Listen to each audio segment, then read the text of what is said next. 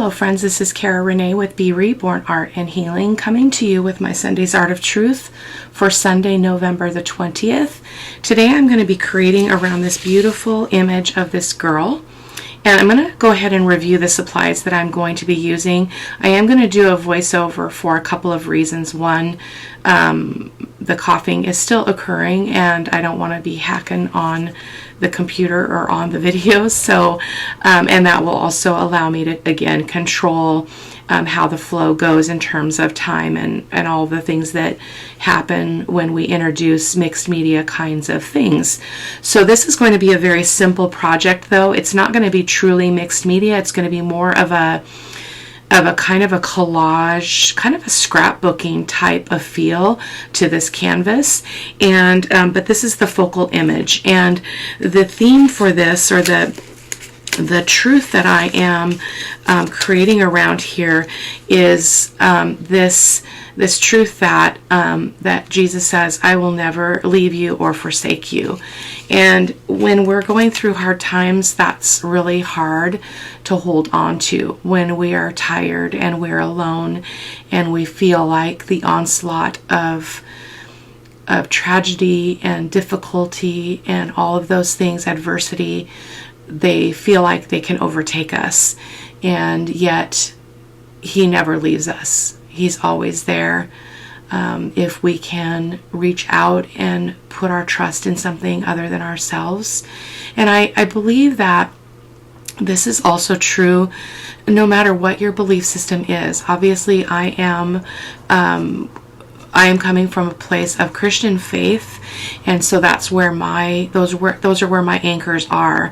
But I know that there are a lot of ways that people move through these kinds of things, and so my encouragement to you is to remind yourself as you watch this and as you read the blog about all the things that are available to you to fill you back up, to restore you, to help you feel like you're anchored somewhere besides in the chasm of this world that is sometimes very painful and chaotic and unrelenting. So that's the theme of the Sunday's Art of Truth.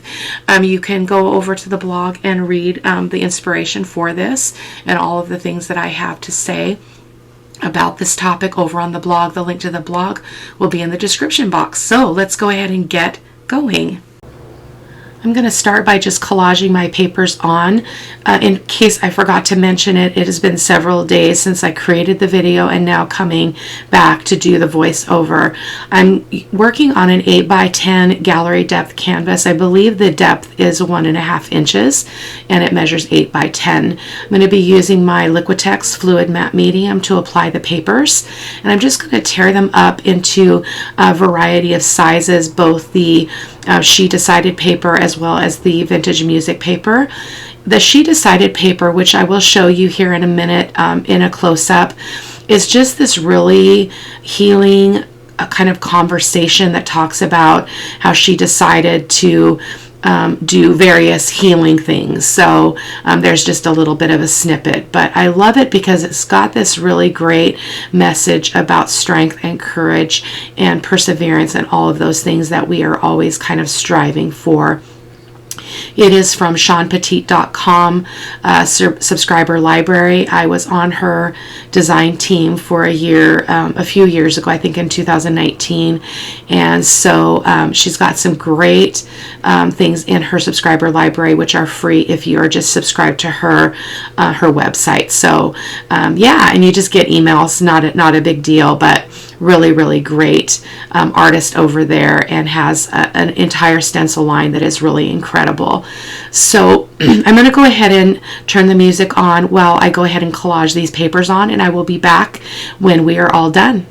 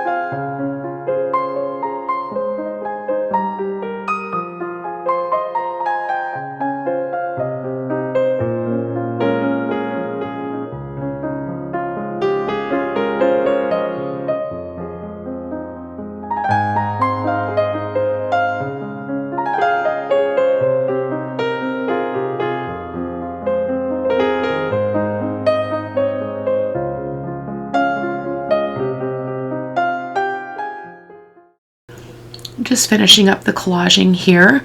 And then I will be coming in with some gesso and pushing back some of those papers because they are a little bit vibrant.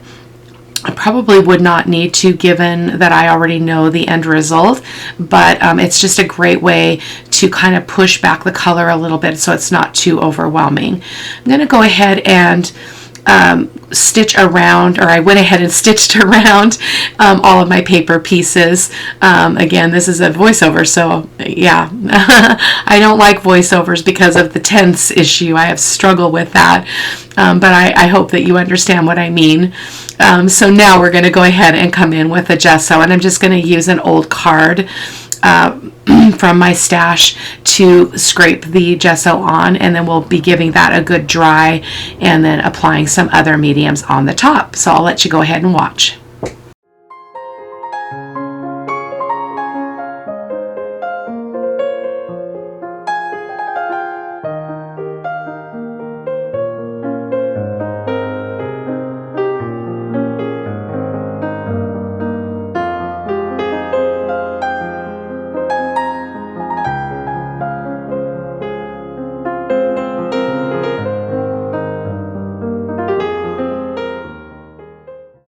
Going to go ahead and give this a dry so that we can move on to the next step. Just a close-up of what that gesso looks like. I love it because it pushes the color back, but it also creates some texture, which is going to help with the layers that are coming up here. So I am going to do a raw umber glaze. You guys, if you've been watching my channel, you've seen this before. I'm using my golden fluid acrylic in raw umber and my golden glazing medium. That is 1 part paint to 2 parts glazing medium. And you don't have to use a fluid acrylic. You can use a regular acrylic as well. I just did an episode of Mixed Media 101. Episode 2 was a demonstration of glazing using the paints that I prefer, but also acrylic, regular acrylic, craft acrylic, excuse me. So basically what I'm doing is I'm applying a layer of the glazing solution on top of my whole, on top of the whole board here, and I will be using a baby wipe to wipe that back, and then you will see that we are left with some grunge that is really beautiful. If you like that look, if you don't like the grungy look, then I wouldn't do this, but totally up to you. It's really about playing and figuring out what you like. So I'm going to come in with the wipes now and just kind of push that back.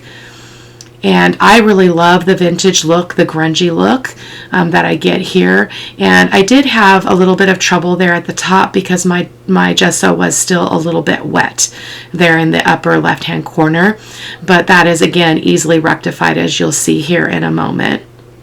Just using my baby wipe to kind of get some color back on there in just kind of a splotchy way before we move on again to drying and then on to the next step. But this glaze settles in and catches on the texture that is created by the edges of the paper as well as the gesso that we applied. I was very tempted to go in with some other mediums like crackle medium or something, but I did keep it pretty simple here today. So just because I wanted to show you that there is a way to do this that is not as complicated. And there's just a close-up of that texture after drying, of course. I'm going to come in with a layer of, this is yellow medium from Golden Fluid Acrylics. And again, this is my paint of choice. You would not need to necessarily use more expensive artist grade paint. You could use a craft acrylic here too. I did spritz it with some water just to water it down just a little bit.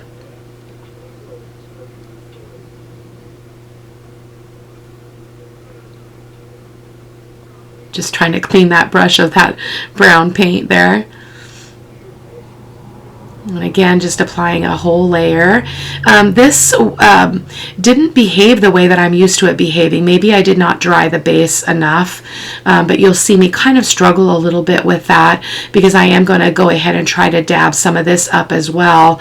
And I try a couple of other things along the way that I didn't really care for, but I'm going to let you go ahead and watch and see how I move through the things that don't really go the way that I expect them to.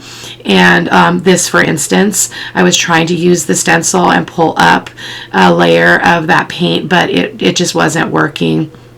And so again, you can watch and just kind of see how I problem solve my way through there. I'm going to go ahead and turn the music on. If there's anything that I feel I need to come in and talk with you about, I will do that.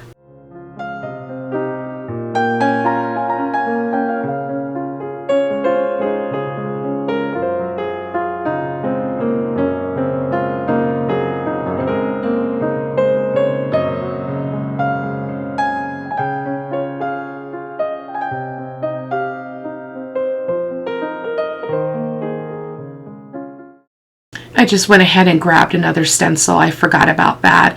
So again, I'm trying another technique here. I'm going to come in with some alcohol and a baby wipe and through that stencil and see if I can pull up some of the color.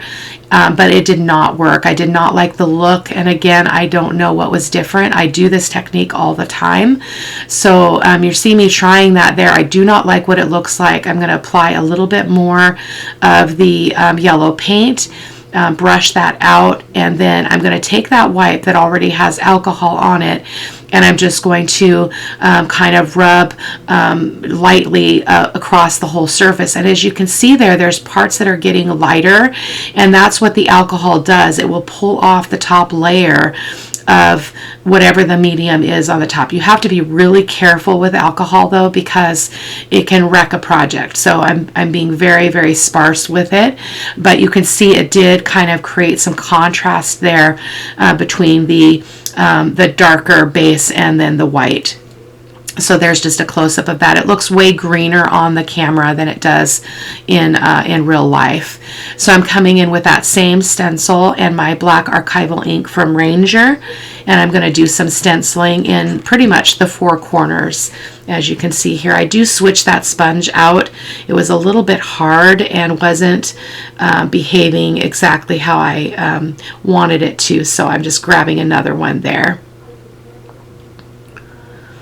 And just kind of creating a little bit of a border around the edges, but not a consistent border, just kind of here and there.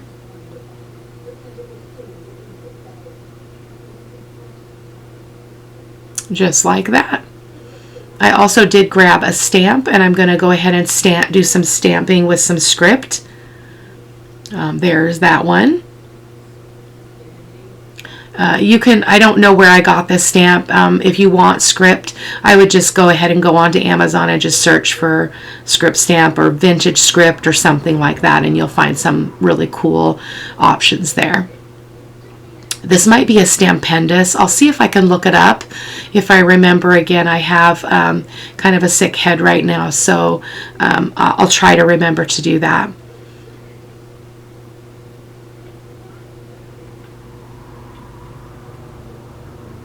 And again, I don't want to overdo it, but I do want it to be represented enough. So there you can see some of that script. I love it.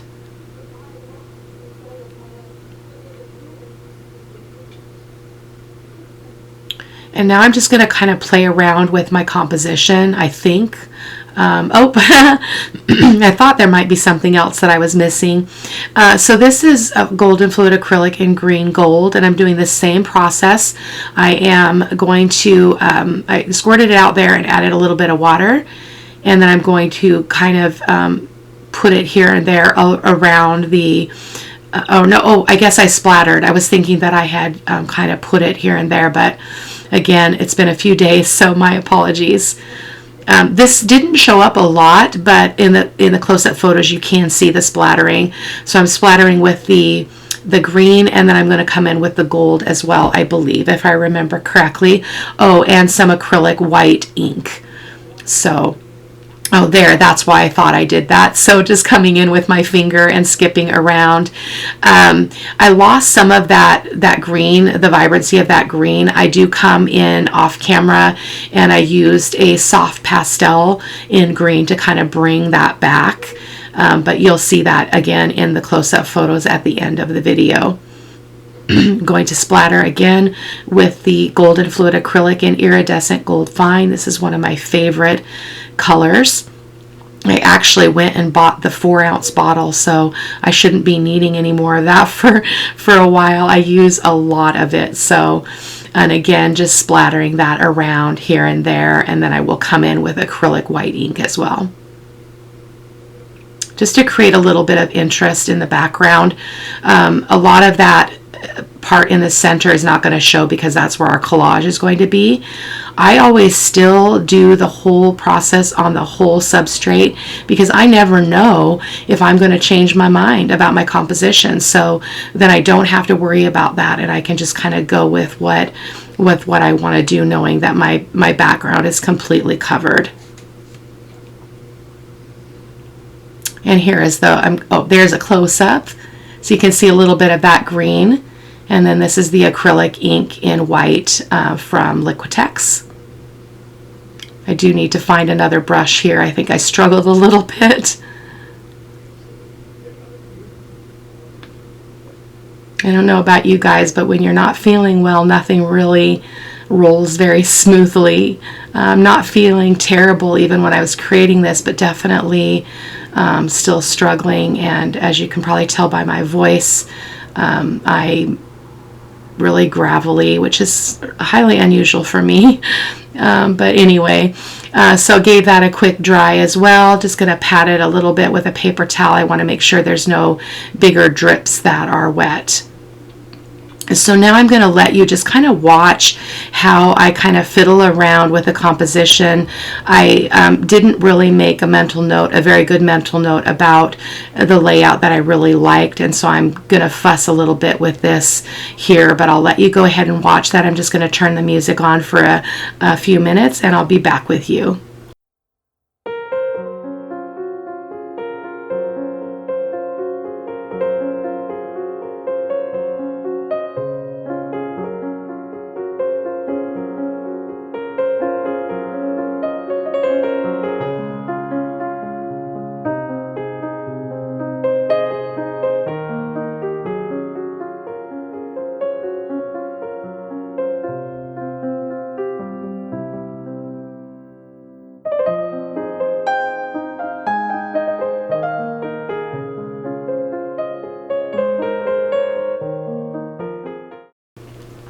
So there, I think I have my composition pretty well figured out. I think I do move that doily another time, but I am going to use my Fabri-Tac to go ahead and adhere these, just because it's less messy than some other alternatives like a gel medium or something like that. I want to use the Fabri-Tac though because it has the ability to hold down a thicker paper onto another porous surface. It does really well with that. So yeah, so I'm going to go ahead and kind of disassemble this and then glue it back on, taking a picture real quick.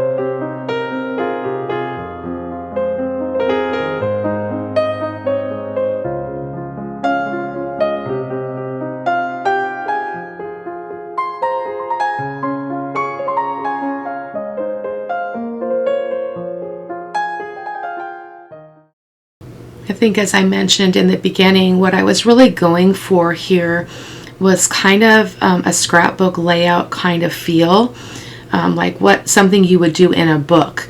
But I really wanted to create this Sometimes I have a project in my head and I'll do it in an art journal, and sometimes I know that I need to put it on a canvas or something. I often don't know why that is, but I mean, in case I want to gift it to someone or whatever. As it turns out, I have an opportunity to do a craft fair in the early part of December, and I'm going to take a bunch of my old mixed media work and things like this and see if I can find some buyers for it. Not looking to make a bunch of money or anything, but I have a bedroom down in our garage that is full of art, like full of my mixed media work, and I don't sell my work, and so I feel like it would be a great opportunity for me to kind of clean out that inventory and pass along some blessing to someone else.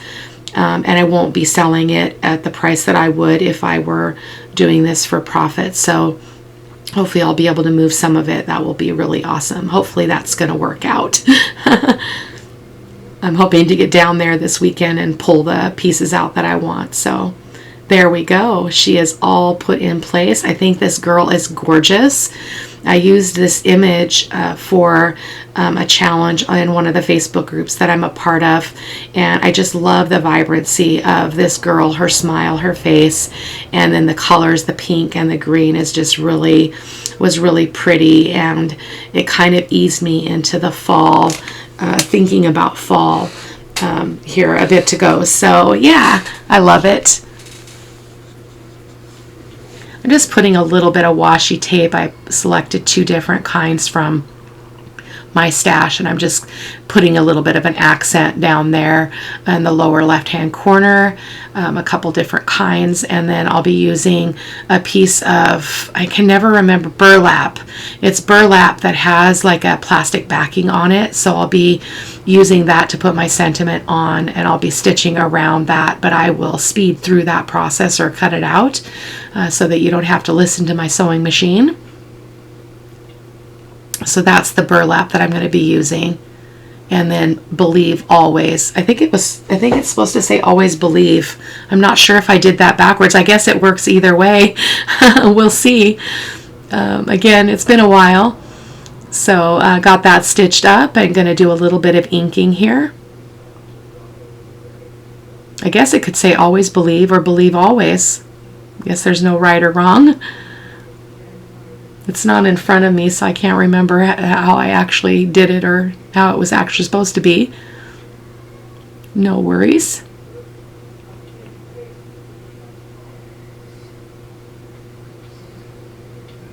And again, I'm just going to use my Fabri-Tac to attach both the burlap there and the sentiment on top of it.